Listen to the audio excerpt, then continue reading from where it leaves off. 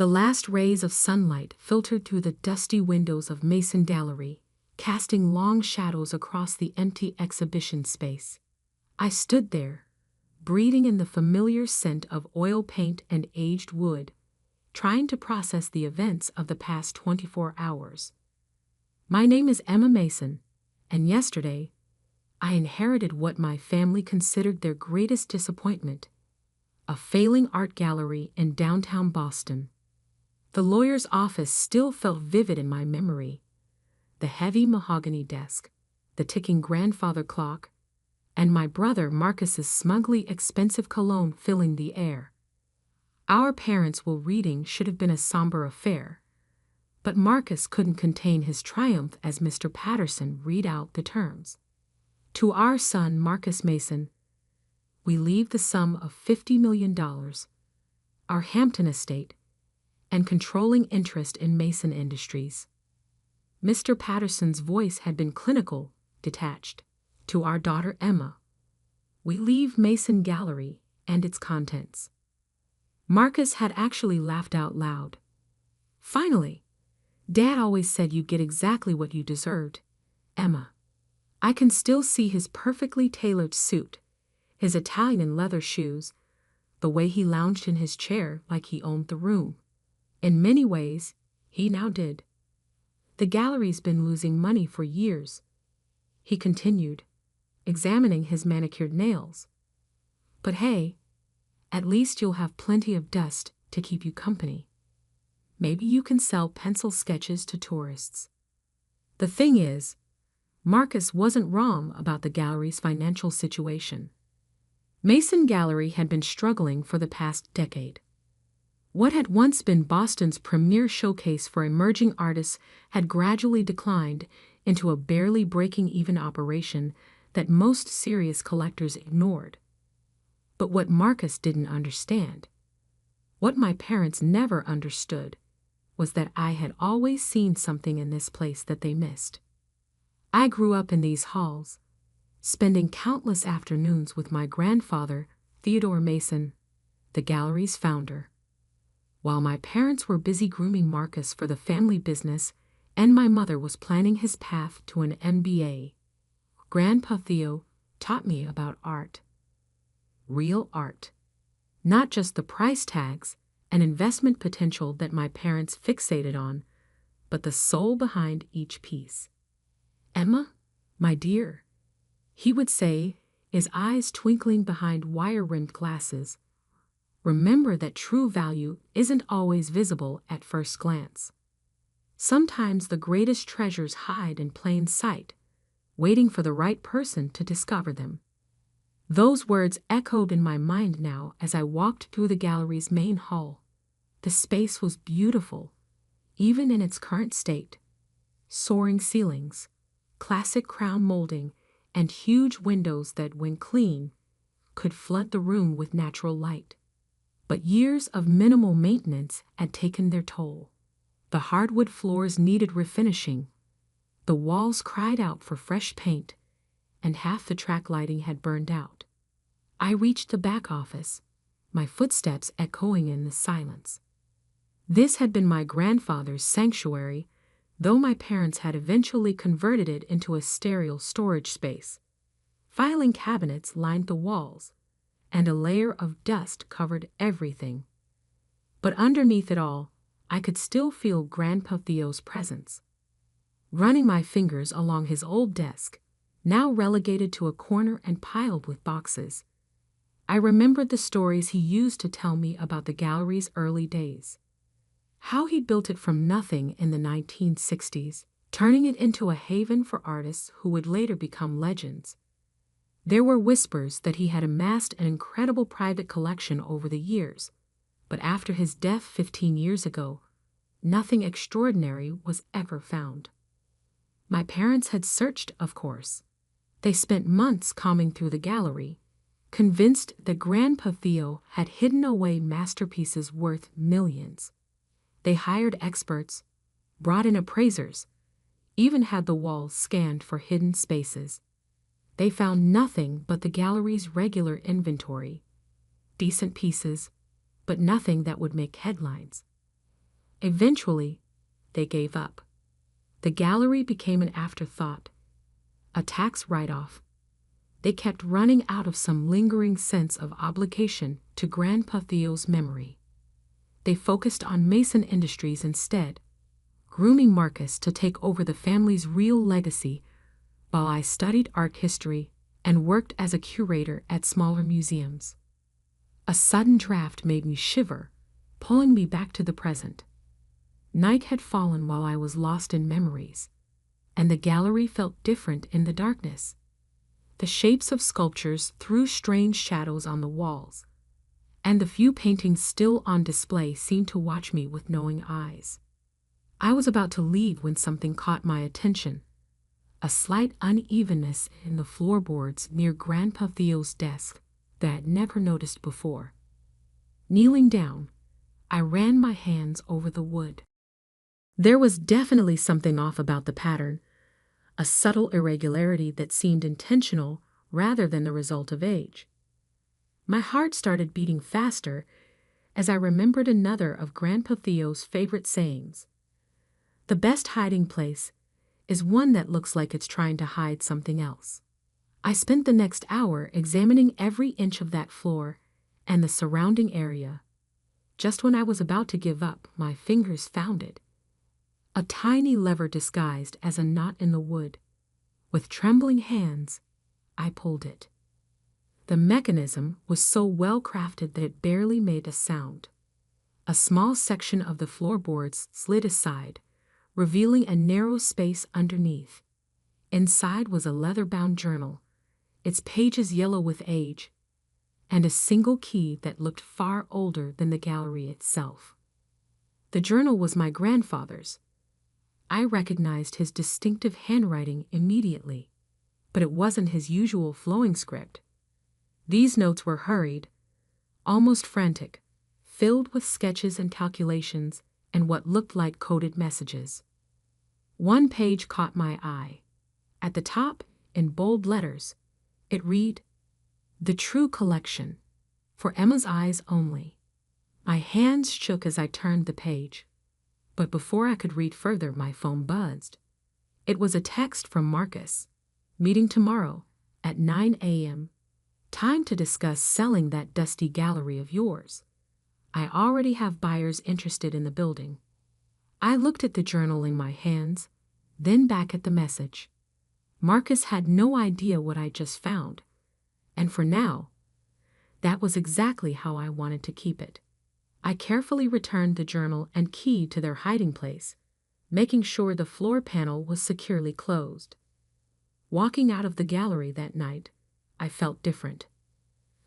The weight of my seemingly worthless inheritance had transformed into something else: anticipation. My grandfather had left me more than just a struggling gallery. He'd left me a mystery. And tomorrow, while Marcus would be planning to strip this place for parts, I would begin to uncover what Grandpa Theo had hidden away all those years ago. I locked the gallery's front door, the key feeling more significant in my hand than ever before. Looking up at the building's elegant facade, I smiled, remembering Grandpa Theo's words one last time. "Patience, Emma. The best stories take time to unfold." He was right. This was just the beginning. I arrived at the gallery early the next morning, well before my 9 a.m. meeting with Marcus. The sunrise painted the empty halls in shades of gold, but I barely noticed. My mind was focused on one thing: the hidden compartment and its contents. Kneeling by Grandpa Theo's old desk, I triggered the secret mechanism again. The journal and key felt heavier now, weighted with possibility. Finding a quiet corner, I began to read. "My dearest Emma," the first page began, "if you're reading this, you've already proven you have the patience and perception I always saw in you. What I'm about to share must remain our secret. The true legacy of Mason Gallery isn't in its walls, but below them." My heart raced as I turned the pages. The journal detailed an incredible story that spanned decades. Grandpa Theo hadn't just been a gallery owner. He'd been part of a network of art preservationists working to protect masterpieces during troubled times. The gallery's basement, it seemed, held more than just storage. A series of detailed drawings showed a complex system of hidden rooms beneath the main floor. According to the journal, Grandpa Theo had spent years secretly modifying the building's original foundation, creating a climate-controlled vault that no one else knew existed. "The key," he wrote, "opens more than just a door. It opens a legacy I've spent my life building. But be careful, Emma. Others have searched for this collection, and not all of them have honest intentions." A sharp knock at the front door made me jump. Marcus stood outside, his expression impatient. I quickly hid the journal and composed myself before letting him in. "Well, if it isn't the curator of Dust," he smirked, striding past me. "I brought some potential buyers. They're interested in turning this place into luxury condos." Behind him stood two men in expensive suits, developers, by the look of them. They immediately began discussing load-bearing walls and square footage, treating the gallery's history like an inconvenience to be demolished. The basement would make excellent parking space, one of them said, consulting his tablet. "According to the original plans, it's mostly unused." I felt a chill. If they started digging around down there. "The gallery isn't for sale," I said firmly. Marcus's face darkened. "Don't be ridiculous, Emma. This place is worthless as an art gallery. You can barely pay the utilities." I said no. "Look," Marcus stepped closer, lowering his voice. "I know you had some sentimental attachment to Grandpa's little hobby, but it's time to grow up. Take the money and walk away." I met his gaze steadily. "Like you did, taking the millions while contributing nothing." His face flushed red. "I earned my inheritance by learning the business, not wasting time listening to an old man's fairy tales about art. Get out." My voice was quiet but firm. "All of you. You're making a mistake," Marcus warned as I ushered them toward the door. "I'm trying to help you." "I don't need your kind of help." After they left, I leaned against the wall, my heart pounding. Marcus wouldn't give up easily. He never did. I needed to work fast. Returning to the journal, I studied the basement plans carefully. The entrance to the vault, according to Grandpa Theo's notes, was hidden behind a false wall in the basement's northwest corner. The key would activate a mechanism, but only if used correctly. Taking a deep breath, I descended the basement stairs. The space was exactly as I remembered. Rows of metal shelving holding wrapped paintings and sculptures, old exhibition materials, and decades of paperwork. But now I saw it with new eyes. Following the journal's instructions, I made my way to the northwest corner. At first glance, it looked solid. Bare concrete walls meeting at a right angle. But when I ran my fingers along the surface, I felt subtle irregularities in the pattern. The key fit perfectly into what appeared to be a small crack in the concrete. With trembling hands, I turned it according to the sequence described in the journal. 3/4 right, 1/4 left, then right again. For a moment, nothing happened. Then I heard it. A soft click followed by the whisper of hidden machinery. The false wall swung inward silently, revealing a steel door with a sophisticated electronic keypad. The journal had prepared me for this too. The code was based on a significant date, the day Grandpa Theo first opened the gallery, but written in a specific format. I entered the numbers carefully. 19,650,412. The door opened with a gentle hiss, and climate-controlled air washed over me. Motion-activated lights flickered on, illuminating a sight that took my breath away. The vault was massive, far larger than should have been possible. Rows of carefully preserved paintings lined the walls, each one protected in a custom-designed case. Sculptures stood on pedestals, their forms casting intricate shadows. Display cases held smaller pieces, rare manuscripts, ancient artifacts, and pieces I recognized from my art history studies, but had never expected to see in person. In the center of the room stood a simple desk with a letter placed precisely in the middle. With shaking hands, I opened it. My dearest Emma, welcome to the True Mason Gallery. What you see around you is the work of a lifetime. Not just mine, but the efforts of countless others who believed in preserving beauty and history. Each piece here has a story, and now those stories are yours to protect.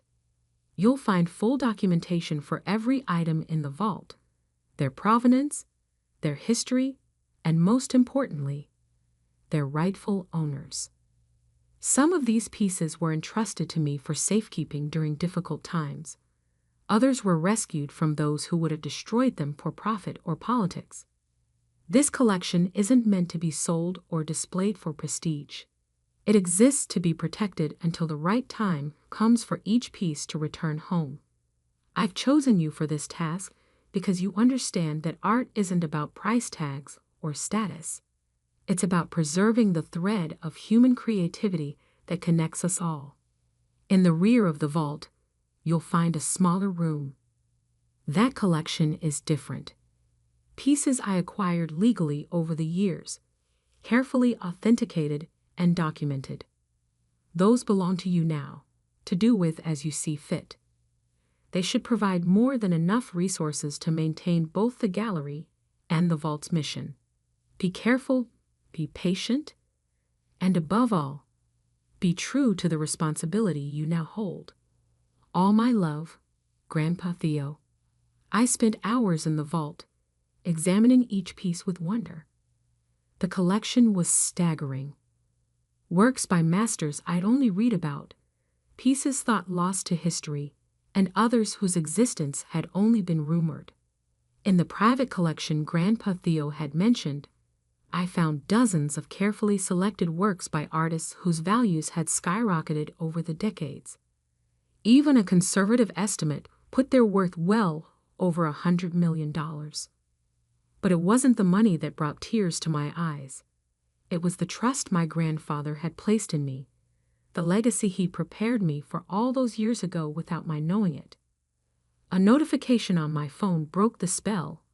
Multiple missed calls from Marcus and a text. This isn't over.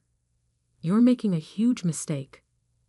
I looked around the vault, at the priceless collection my brother would have sold without a second thought, and smiled. For the first time since inheriting the gallery, I felt completely certain of my path forward. Carefully securing the vault, I headed back upstairs. There was work to be done. The gallery needed renovation, security needed upgrading, and I had a legacy to protect. Marcus was right about one thing. This wasn't over. But he had no idea what he was really fighting against. While he plotted to seize what he thought was a worthless building, I was now the guardian of something far more valuable than money could measure. Looking up at the gallery's walls, I whispered, "Thank you, Grandpa Theo. I won't let you down." The next few weeks passed in a blur of activity. I hired contractors to restore the gallery's original features, but only after having them sign ironclad confidentiality agreements. The basement remained strictly off-limits, listed as undergoing environmental assessment to deter curious eyes. I spent my nights studying Grandpa Theo's journal, learning the stories behind each piece in the vault.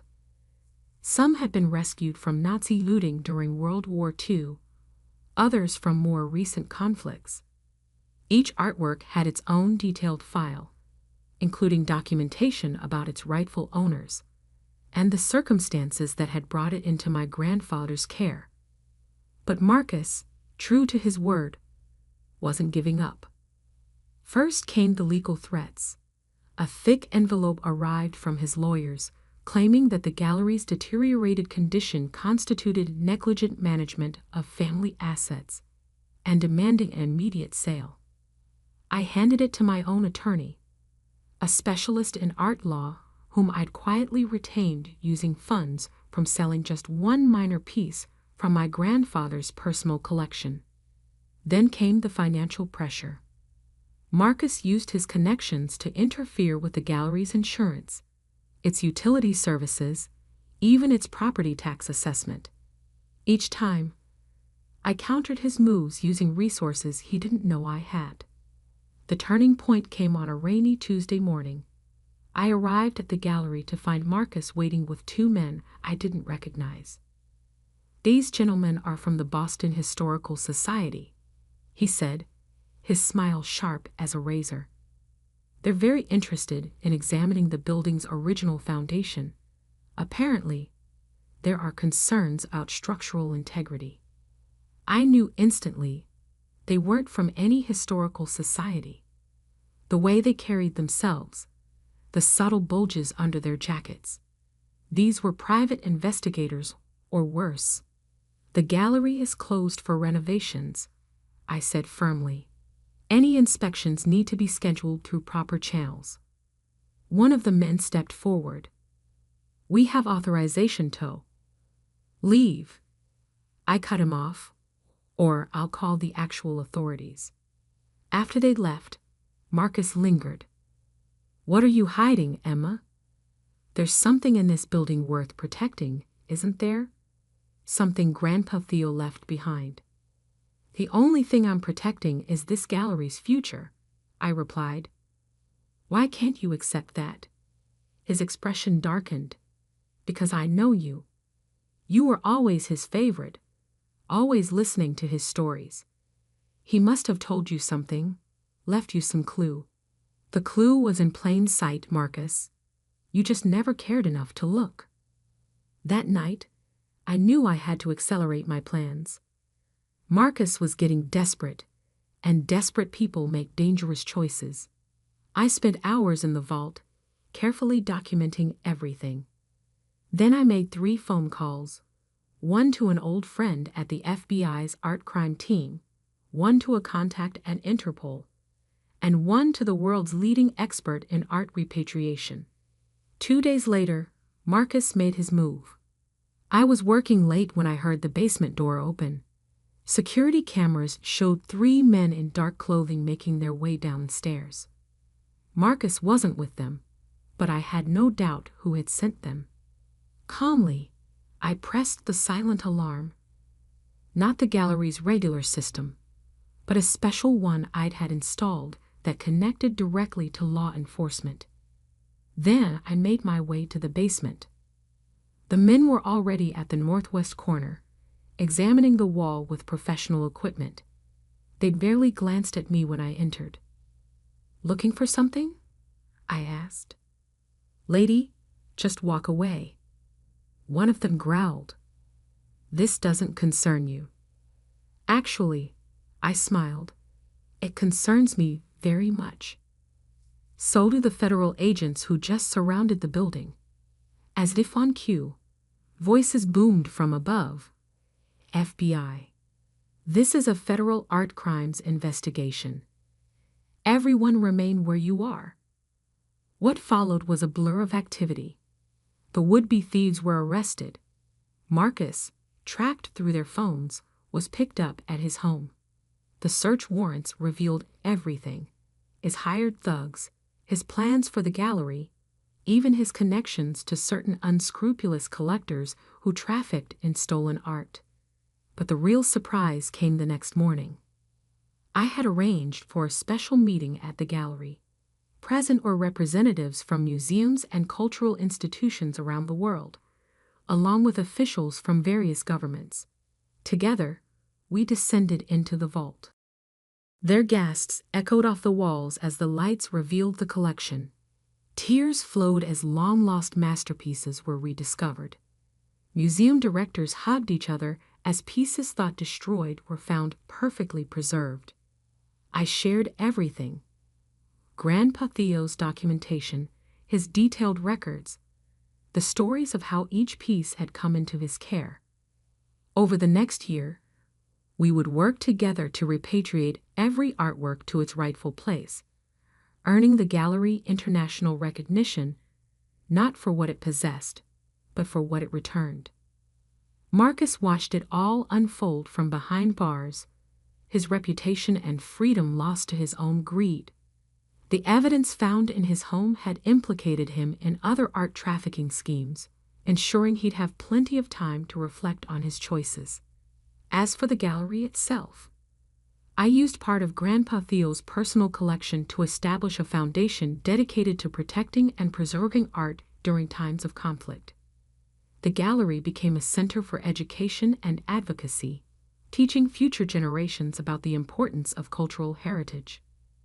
1 year to the day after discovering the vault, I stood in the newly renovated main hall. The space was filled with light, the original architectural details restored to their former glory. A special exhibition was opening, not of precious masterpieces, but of works by emerging local artists, just as Grandpa Theo had showcased when he first opened the gallery. In my office, once Grandpa Theo's sanctuary, I keep 2 things on my desk. The first is his journal, a reminder of the legacy he entrusted to me. The second is a small news clipping from the day Marcus was sentenced, not out of spite, but as a reminder that true value isn't found in what you can take, but in what you choose to protect. The gallery still bears the Mason name, but it stands for something different now. Not just a family legacy, but a commitment to preserving art for future generations. Every day, as I walk through these halls, I feel Grandpa Theo's presence, and I know he would be proud. Sometimes, late in the evening when the gallery is quiet, I think about that moment when I first found the hidden compartment in the floor. How close I came to giving up, to letting Marcus turn this place into just another luxury development. But Grandpa Theo had taught me well. The greatest treasures aren't always visible at first glance, and some things are worth far more than their market value. The vault beneath the gallery is empty now, its contents returned to their rightful homes around the world. But the space remains, ready if ever needed again, a secret chamber waiting to protect the next piece of history that needs saving. And sometimes, when young artists visit the gallery, their eyes shining with the same passion I once saw in Grandpa Theo's, I share with them his favorite saying: true value isn't always visible at first glance. Sometimes the greatest treasures hide in plain sight, waiting for the right person to discover them. They never know that I'm not just talking about art. The gallery that everyone thought was worthless turned out to be priceless, not because of what it contained, but because of what it stood for: a legacy of protection, preservation, and the understanding that some things are worth more than all the millions in the world. Marcus may have gotten the money in our parents' will, but I got something far more valuable: a purpose, a mission, and the chance to prove that sometimes the best revenge isn't getting even, but doing what's right. The Mason Gallery stands tall in downtown Boston, its windows gleaming in the sunlight. It's no longer the dusty, failing space my brother mocked. It's a beacon of hope, a guardian of culture, and a testament to the fact that true worth often lies far deeper than the surface. And me? I'm no longer just Emma Mason, the disappointment who got the worthless inheritance. I'm the protector of a legacy that spans generations, the keeper of a tradition that values preservation over profit, and the proof that sometimes the best things in life really do come covered in dust, if you just know where to look.